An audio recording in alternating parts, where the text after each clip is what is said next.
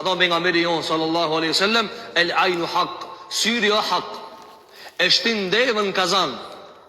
E Abdullah ibn Abbas ka thënë, erxon kalorsin pikalit. Kalorsin e mirë erxon pikalit. E kështu me radhë. Dhe shumica e mësyshit kapën të fëmijët. Andaj pejgamberi jon sallallahu alaihi wasallam shpesh ju ka fry, ka bë dua kur I ka pas ngat Hasani dhe Huseini.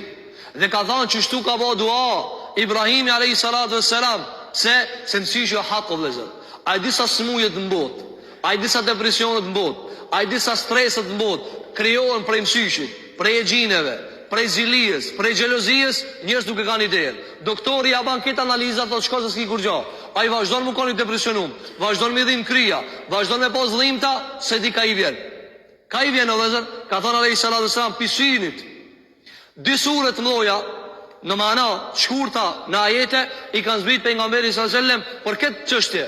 Kul a'udhu bi rabbil falaq, kul a'udhu bi rabbin nas. Se kanë zbrit o vëllezër se mësyshi o hak.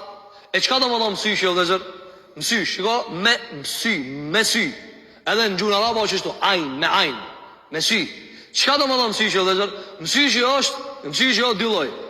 Mësysh I të begenismës dhe mësysh I zilijës. Ka dikush e merr mësysh e vladin e vet piknacijës. To e këshir e vladin e vet e kapsini. Po e begenis e vladin e vet. Ai e vladin se ka zili. Ai nuk thot ku ma çoj Allahi që ka sheshëm. Jo, prindi s'thot çështu.